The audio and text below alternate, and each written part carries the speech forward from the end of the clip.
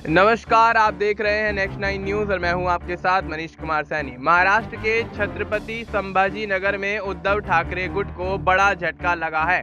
यहां शिवसेना युवटी के पूर्व महापौर नंदकुमार घोडेले अपनी पत्नी अनीता घोडेले के साथ एकनाथ शिंदे की शिवसेना में शामिल हो गए हैं। उप मुख्यमंत्री एकनाथ शिंदे की मौजूदगी में दोनों नेताओं की पार्टी में एंट्री हुई।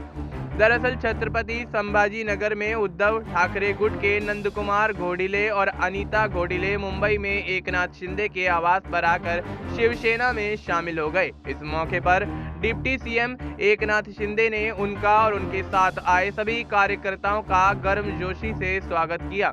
नंदकुमार घोडेले शुरुआत से ही छत्रपति संभाजी नगर में शिवसेना में कार्यरत थे। नगर निगम में एक बार वह और उनकी पत्नी अनीता घोडेले दोनों मेयर रह चुके हैं। पूर्व महापौर किशनचंद तनवानी, जिन्हें शिवसेना विधायक प्रदीप जायसवाल के खिलाफ चुनाव में टिकट मिला था, के सही समय पर चुनाव से हटने के बाद उद्धव समूह ने घोडेले को चुनाव लड़ने के लिए कहा था, लेकिन उस समय उन्होंने चुनाव लड़ने से भी इनकार कर दिया था। इसके बाद अब वह शिवसेना में शामिल हो गए हैं। इस पार्टी में प्रवेश के लिए राज्य के समाज कल्याण मंत्री संजय शिरसाट ने भी विशेष प्रयास किए। एकनाथ शिंदे से प्रभावित होकर शिवसेना में आए नंदकुमार घोडेले ने कहा कि वह उप मुख्यमंत्री एकनाथ शिंदे द्वारा किए गए विकास कार्यों और उनकी कार्यशैली से प्रभावित होकर शिवसेना में शामिल हो रहे हैं। हिंदू हृदय सम्राट बाला साहेब ठाकरे के हिंदुत्व के विचारों और धर्मवीर आनंद दिघे की शिक्षाओं को अपनाकर शिवसेना का आंदोलन आगे बढ़ रहा है।